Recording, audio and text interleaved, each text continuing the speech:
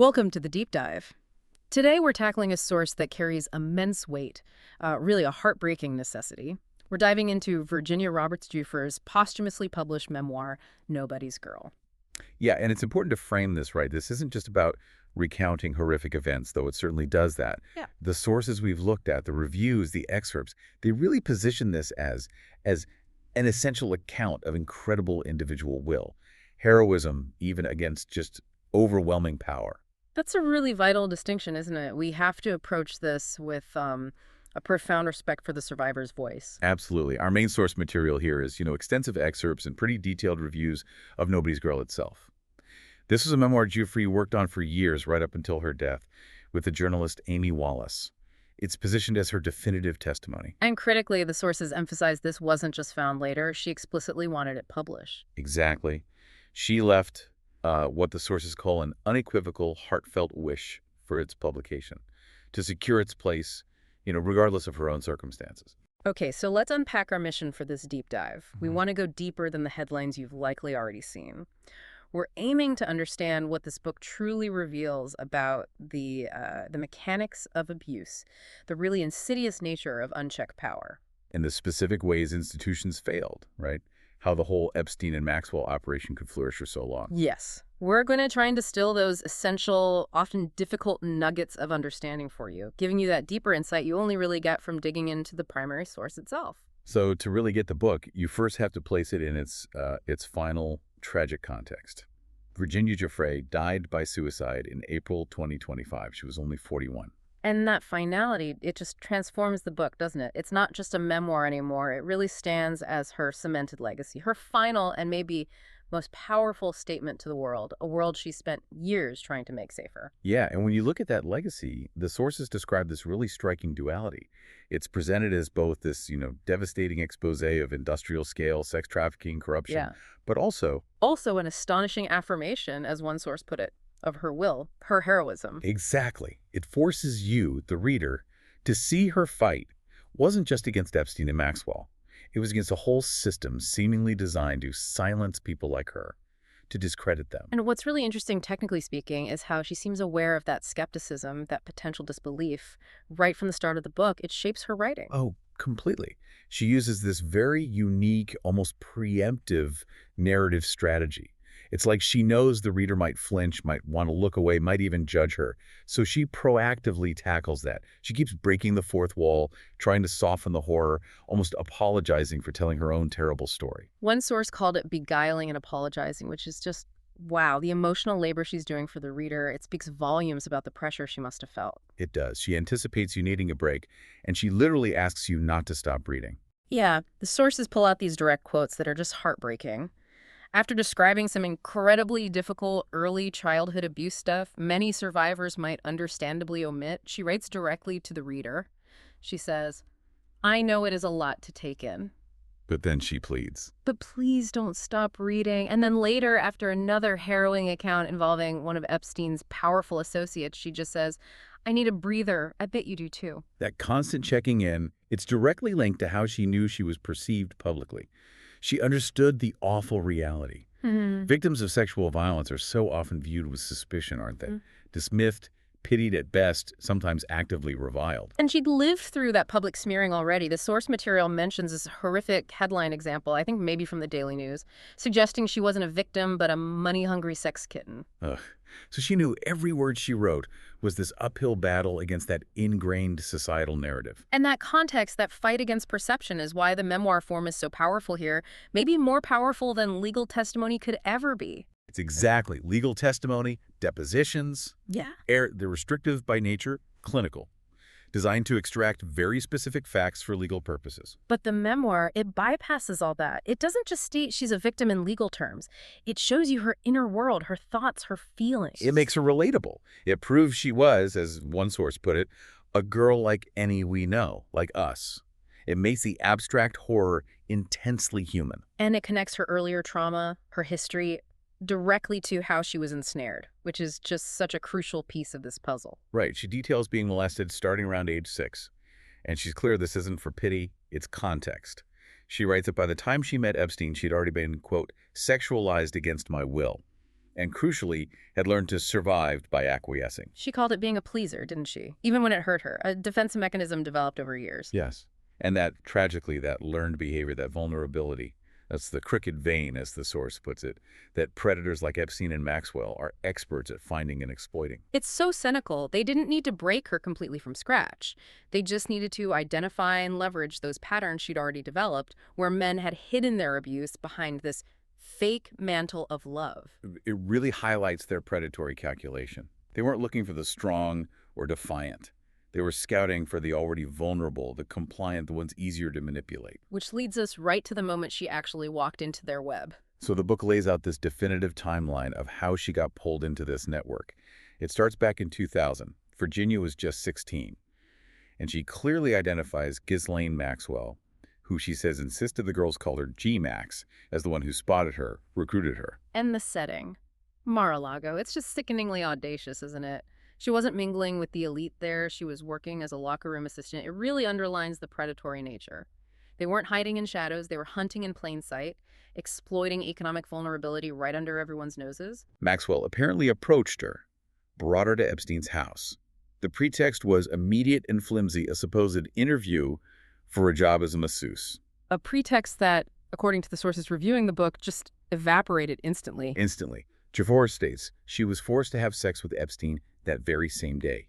Immediate, violent coercion, designed to establish dominance and compromise her right from the very start. And this is where Nobody's Girl delivers what sounds like its most damning indictment of Ghislaine Maxwell's role. The memoir seems determined to just completely shatter any lingering idea that Maxwell was merely a passive bystander, a girlfriend who didn't know, or just a facilitator. Absolutely. Giuffre details Maxwell's active participation, not just recruiting, but being an abusive co-conspirator who seemed to derive pleasure from the coercion. It goes beyond just being present during the assaults. Far beyond. Giuffre claims Maxwell directly participated in those initial assaults and in subsequent threesomes. But then it gets even darker. She introduces this element of sadism, of emotional warfare. Giuffre recounts Maxwell starting to, quote, lash out at me during our threesomes. Lash out how? Physically and psychologically.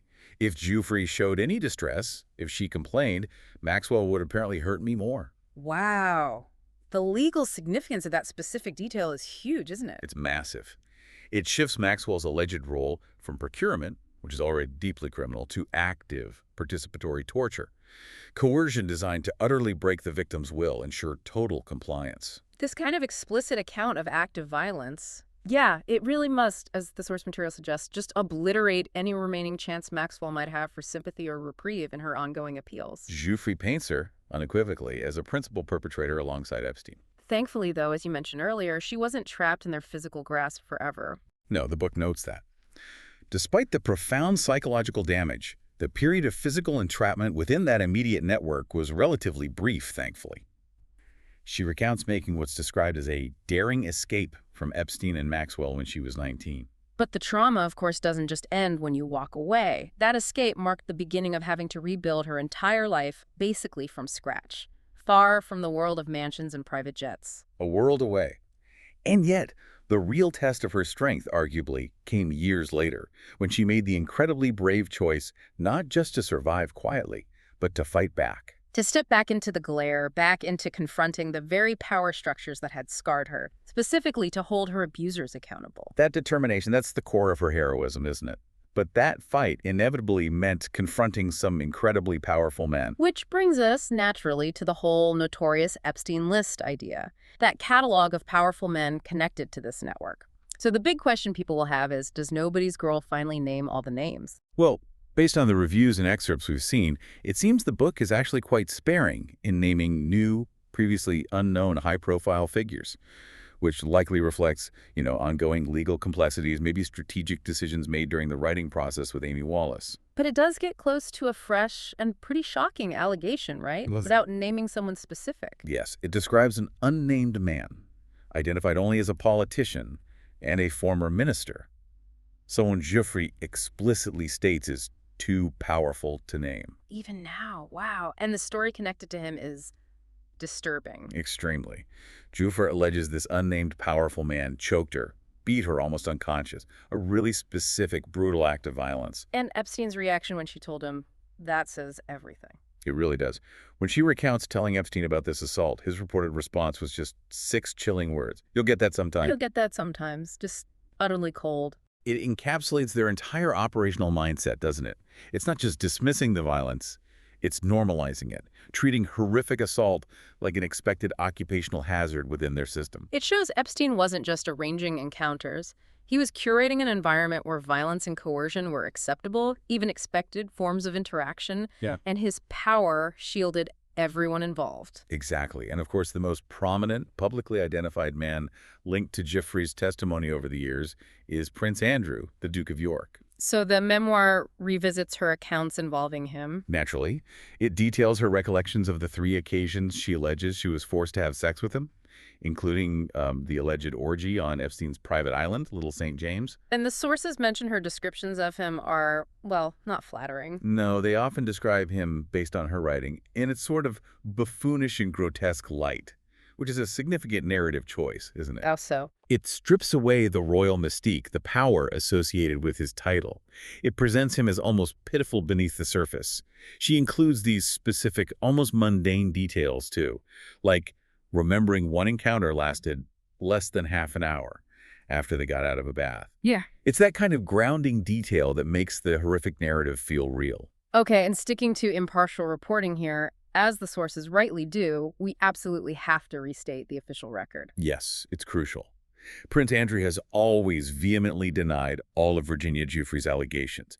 He denies having sex with her, denies she was trafficked to him, and has publicly stated multiple times that he has never even met her. Right, that denial is part of the public record and needs to be included. But once the book addresses the specific alleged actions of individuals like Prince Andrew, the focus seems to broaden out again, doesn't it, to the wider circle. Yes, to the conspiracy of silence, really. Giuffre wasn't just abused by a few named individuals in isolation. She describes being constantly exposed to this revolving door of casual visitors. Right, at Epstein's New York mansion especially. These illustrious men and occasional women she'd encounter at dinners, meetings, parties. And this is where the sheer scale of the institutional failure, the complicity, becomes just staggering to contemplate. Think about that scene. Dinners with titans of finance, academia, politics, art. And they're seeing a teenager, or at best, a very young, clearly vulnerable woman, obviously subservient to Epstein. The source material hammers this point home, posing that brutal essential question that hangs over everyone who was in those rooms. Who the fuck did they think the 17-year-old at the table was? What do they think she was doing there? And the implied answer, the one the book seems to suggest, is just willful blindness, protected by prestige and power. Absolutely. These were people operating in elite circles where maybe the normal rules felt suspended for the powerful. Epstein's own influence, his intellectual connections, perhaps allowed them to rationalize her presence away. They could tell themselves she was a student, a protege, a distant relative, an assistant, anything but the obvious terrible truth staring them right in the face. That psychological denial, that ability to look away, it's key to understanding how this whole corrupt system sustained itself for so long. And nothing illustrates that mechanism better than the stark contrast the sources draw with Melinda Gates. Right. She's presented as the notable, maybe the only, exception highlighted. She met Epstein just once. And her reaction was immediate revulsion. Immediate. The sources quote her describing him as abhorrent and evil personified. She regretted the meeting instantly, felt it viscerally, and later she even publicly cited that connection to Epstein as a contributing factor in her divorce from Bill Gates. That's how strongly she felt. Now contrast that immediate moral clarity with the behavior of people the sources ironically labeled geniuses, like those MIT professors, the high-level bankers, the academic donors, people who continued to advise Epstein, collaborate with him, take his money, long after he was already a convicted sex offender in Florida. It's not just blindness at that point, is it? It's a calculated institutional failure. Exactly. It's where intellect and status are used to rationalize depravity, believing, perhaps, that Epstein's money or connections somehow outweighed his known criminality. That acceptance from prestigious institutions and individuals provided the crucial cover he needed. It sustained his power and access long after it should have vanished. The book really argues, effectively, that the network wasn't just held up by Epstein's money, but by the tacit agreement of the powerful and educated to simply look the other way. So amidst all this darkness, we have to circle back to Giuffre's own triumphs. Her personal victory, in a sense. Yes. Despite facing these immense power structures, she achieved real, tangible justice. Justice that had global repercussions, and she was, sources say, rightly proud of those achievements. Her relentless decision to speak out again and again, it was absolutely instrumental in bringing accountability. It directly contributed to both Epstein and Maxwell facing prison. Absolutely. Her fight ultimately led to Epstein taking his own life while awaiting trial in 2019. And Ghislaine Maxwell is currently serving a 20-year federal prison sentence. Her latest appeal was just rejected, in fact. So her years of advocacy weren't just for herself. She framed it, didn't she, as a fight for a safer, fairer world. She did. But the sources, particularly the prologue written by her collaborator Amy Wallace, are brutally honest about the cost of that fight. For any survivor navigating recovery from large-scale sexual violence, the path is incredibly difficult. Add confronting powerful global abusers to that. The sources call the price impossibly steep. And her final months sound just devastatingly fraught. They do. The sources detail severe health problems she was battling, the ongoing stress of legal battles, and then these tragic allegations of domestic violence involving her Australian husband, Robert Giuffre. The sources note his lawyer declined to comment specifically, citing ongoing court proceedings, but the context paints a picture of immense stress and pain in her final days. It's incredibly sad. Yet, even amidst that personal turmoil, her determination to get her story out remained absolute. The most powerful testament to that is her final communication with Amy Wallace, her co-writer. Just 3 weeks before her death. Yes. On April 1st, just 3 weeks before she was found dead on her remote farm in Australia, Giuffre wrote to Wallace. She affirmed her, quote, heartfelt wish that this work be published regardless of my circumstances at the time. Wow. She knew the truth needed to be told, even if she couldn't be here to see it published. She left behind 3 children, too. It's deeply moving. Her life ended shattered by the kind of violence she'd spent 2 decades trying to escape and expose. Which makes this book, Nobody's Girl, the permanent vehicle for her voice, preserving it against that final darkness. And it reinforces that her injuries were never just about the immediate physical acts. You can look back to a 2009 lawsuit she filed against Epstein. Her lawyers stated then that the injuries she suffered included a loss of the capacity to enjoy life, and crucially, that these injuries were permanent in nature. Permanent in nature. That phrase is just devastatingly precise. It tells you these scars don't just fade away. But her courage in sharing that permanent injury, despite the danger, despite the cost, creates this immutable record. The sources really conclude that Nobody's Girl stands as this courageous, tragically posthumous account, one that ensures her incredible will, her voice, her legacy, they're preserved forever. #OutRo. So this deep dive into Virginia Giuffre's memoir, Nobody's Girl, it really confronts us with some hard, necessary truths, doesn't it? About how wealth, power, and abuse intertwine. It really does. And the central message that comes through, beyond the horrific details, is this sophisticated look at how these kinds of offenders operate. Yeah, it's not just a list of crimes. It forces you, the reader, to confront that societal reflex to blame or doubt the victim. It shows how that skepticism is actually part of the system the abusers rely on. Absolutely. And for me, the final takeaway is that stark, almost unbelievable contrast. On one hand, you have Giuffre's immense world-altering courage, and on the other, the sheer number of powerful institutions, influential people who just either missed or willfully ignored the absolute depravity swirling around Epstein for years. Why?